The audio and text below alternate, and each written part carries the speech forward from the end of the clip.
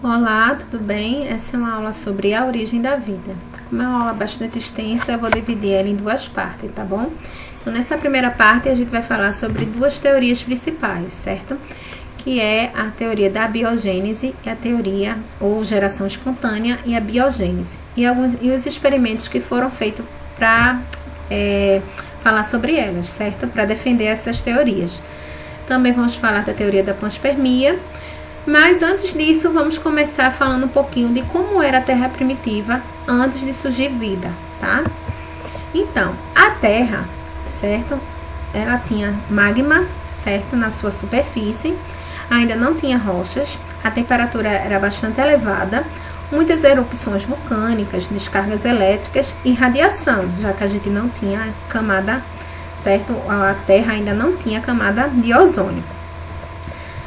Então, o resfriamento da Terra, ele foi ocorrendo um pouco mais há mais ou menos 3,9 bilhões de anos. Então, a Terra primitiva, ela surgiu há cerca de 4,5 bilhões de anos. E o seu resfriamento só veio acontecer há mais ou menos 3,9 bilhões de anos.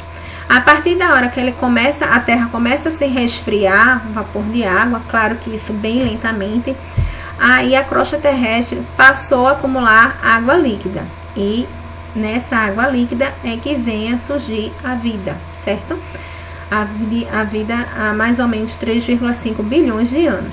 Então, a gente vai ver várias teorias e hipóteses sobre isso, tá? As teorias que a gente vai ver nessa aula é sobre a biogênese e também a biogênese. Então, a teoria da biogênese, ou teoria de geração espontânea, como também é chamada, ele explica a origem da vida a partir de matéria bruta, ou seja, matéria sem vida. Então, um dos exemplos mais citados, certo, clássicos dessa teoria, é a receita de Helmont. Helmont publicou uma receita na qual ele dizia como originar seres vivos, certo? Então, na receita dele, ele dizia o seguinte: colocando-se no ambiente grãos de trigo, uma camisa com suor, após algumas 3 semanas, mais ou menos, vão surgir ratos. Então, imagina, ele dizia que os grãos de trigo iam se transformar em ratos, tá? Devido à presença do suor, e o suor é que era o princípio ativo.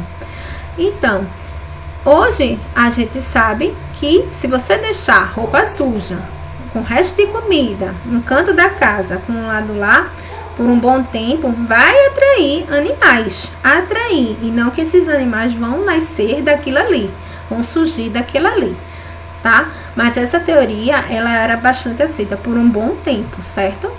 Então, outra coisa que eles acreditavam era que lodo de rio, pântanos, iam surgir répteis, anfíbios, eles surgiam daquilo ali, tá? Então, essa teoria, ela só veio começar a ser refutada a partir de 2 cientistas, dos experimentos de 2 cientistas. O primeiro foi Francesco Redi e o segundo foi Pasteur, que a gente vai falar desses 2 experimentos. Bom, biogênese. A biogênese é uma teoria que surgiu para contrapor, para derrubar, certo, essa teoria da geração espontânea. Então, segundo a biogênese, todos os seres vivos, eles são originados de outros seres vivos já pré-existentes. Então, um rato só vai nascer de outro rato, certo? Anfíbios e répteis, eles não vão surgir do nada, apenas do lodo do rio, do pântano. Eles vão surgir de outros já pré-existentes. Então, essa ideia, hoje, ela é bem entendida, aceita por todos. Mas, para refutar, esses cientistas, Francesco Redi e Pasteur, tiveram que fazer experimentos, certo? Foi graças a seus estudos que eles conseguiram, certo? Redi começou a fazer com que a teoria da geração espontânea perdesse a credibilidade e Pasteur conseguiu finalmente derrubar ela. Então, como era o experimento de Redi? Redi colocou, certo? Ele era um médico, cientista, ele colocou pedaços, certo, de restos de animais em frascos com bocas largas, e nesses frascos, em um dos frascos ele tampou, certo, com gás, alguns frascos ele tampou com gás, aquela gás que você usa para fazer curativo, e outro ele deixou aberto. Nos frascos abertos, ele viu que tanto o aberto quanto o fechado atraía moscas.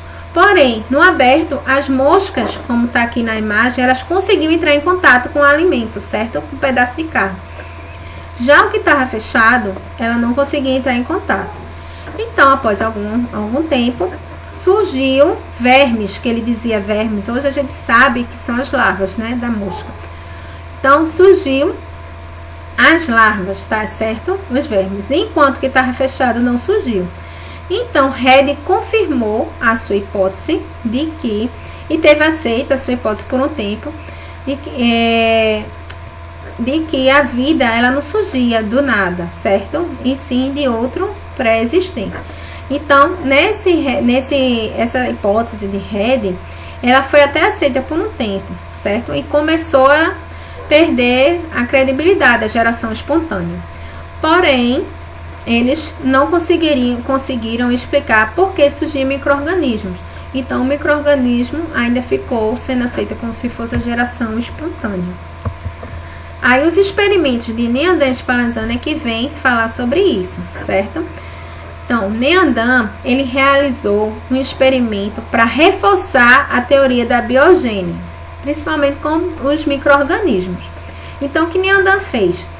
Ele aqueceu caldos nutritivos, certo? Em 2 frascos fechados, que foram aquecidos na intenção de impedir a proliferação de micro-organismos. Só que alguns dias depois surgiu um micro-organismo. Então, Neandam concluiu que eles surgiram por abiogênese, certo? Spallanzani, ele repetiu esse experimento, só que ele repetiu porque ele, na opinião dele, ele achou que Neandam, ele não tinha aquecido como devia, não tinha aquecido tempo suficiente. Então, Spallanzani, ele aqueceu o caldo nutritivo por tempo suficiente para destruir as bactérias, os micro-organismos. Lacrou hermeticamente o frasco e aqueceu por mais tempo. E com isso não surgiu micro-organismo. Mas, como Neandam e outros que acreditavam na geração espontânea, não levaram em crédito esse experimento de Spallanzani e ficou ainda sendo aceita novamente a teoria da geração espontânea para micro-organismo, certo? Mais uma vez, essa teoria da biogênese ainda não conseguiu ter crédito, tá? E a geração espontânea novamente ela começou a aumentar, certo? A sua credibilidade. Então, só com Pasteur, tá? Que essa teoria ela foi realmente refutada. Então, o que foi que Pasteur fez? Ele pegou frascos também, certo? Enchendo balões com caldo nutritivo. Esse caldo nutritivo no frasco, ele acresceu os 2 frascos. Em um dos frascos, ele fez o bico, ele fez com que os frascos tivessem o bico curvado, tá? Que a gente ele chamou de bico de cisne. Ele aqueceu esse bico, como tá aqui mostrando na imagem, certo? Ele aqueceu, curvou. Essa curvatura, e após a fervura também do caldo nutritivo, o ar, ele conseguia entrar, mas o ar não entrava em contato diretamente com o micro-organismo, por conta dessa curvatura do frasco.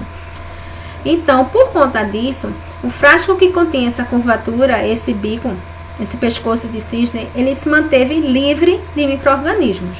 Não houve micro-organismo. Já o frasco, que ele quebrou o bico, certo? O gargalo, ele quebrou o gargalo. O contato do ar era próximo, direto com o caldo nutritivo. Então, nesse frasco que o contato era maior, próximo, aí surgiu os micro-organismos. Então, a partir daí, essa teoria da abiogênese, né, da força vital que ia formar os micro-organismos, da geração espontânea, ela foi derrubada, certo? E sim, Pasteur conseguiu provar que o ar continha micro-organismo, que ele em contato com o caldo nutritivo é que formava esses micro-organismos. Então, ao aquecer o tempo suficiente, esses micro-organismos eles não eram liberados, certo? Não se formavam, certo? Então, o que é que aconteceu? Depois do experimento de Pasteur, realizado por volta de 1860, a teoria da abiogênese foi finalmente refutada, derrubada. E a partir daí, ficou claro que todo ser vivo ele só vai surgir de outro pré-existente. E se deu o nome de biogênese, certo? Então, qual é a diferença dessa teoria da abiogênese e biogênese? Na biogênese, os seres vivos, eles surgem a partir de matéria bruta, sem vida. E essa teoria foi derrubada através de experimentos. Quem iniciou o experimento para tentar derrubar essa teoria foi Francesco Redi, aquele do caldo de carne, do pedacinho de carne, certo? Nos frascos. Mas, infelizmente, ele não teve tanto sucesso. Só quem conseguiu derrubar essa teoria foi Pasteur, certo? Com o procedimento do aquecimento e eliminação dos micro-organismos. Foi graças a esse experimento de Pasteur que até hoje a gente tem uma técnica, certo? A indústria alimentícia usa a técnica de pasteurização, que faz com que os alimentos enlatados, armazenados em caixa, eles sejam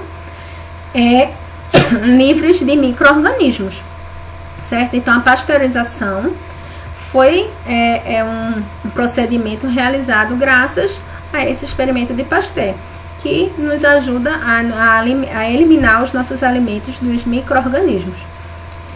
E biogênese, os seres vivos são originados a partir de outros seres vivos pré-existentes. Então, a biogênese, o ser vivo surge de matéria sem vida, espontaneamente, e biogênese, que é a teoria aceita, através de seres vivos, de outros seres vivos já pré-existentes. Bom, gente, outra teoria sobre o surgimento da vida é a panspermia. Nessa teoria, certo, proposta mais ou menos no final do século XIX, é uma teoria que busca explicar também a origem da vida, só que ela diz que a vida surgiu do espaço, certo? Então, o nosso planeta ele foi povoado por seres vivos ou elementos precursores da vida que foram oriundos trazidos de outros planetas, por meteoritos, poeira cósmica ou até de alguma vida, certo, extraterrestre. Então, por mais absurda que a gente ache essa teoria, alguns achem, né, porque nem todos acreditam que seja tão absurda, principalmente os que acreditam bastante em ficção científica e tal. Essa teoria, ela não foi derrubada, tá, gente? Ela ainda não foi refutada e surgem mais e mais adeptos a essa teoria, que acreditam nessa teoria, certo? Sobre a vida ter sido trazida fora do nosso planeta. Bom, gente, essa aula, ela foi dividida em duas partes, como eu falei no início. Então, hoje a gente ficou com a parte da geração espontânea, biogênese, panspermia. Na próxima aula, a gente vai ver as outras hipóteses, inclusive a hipótese mais aceita atualmente, tá? Então, espero que vocês tenham entendido. Qualquer dúvida, deixem aí nos seus comentários. Se curtiram a aula, deixem aí o like de vocês, compartilhem. E se quiser falar comigo, tem meu contato aí, tá? O Instagram, o e-mail. Um abraço e até a próxima aula.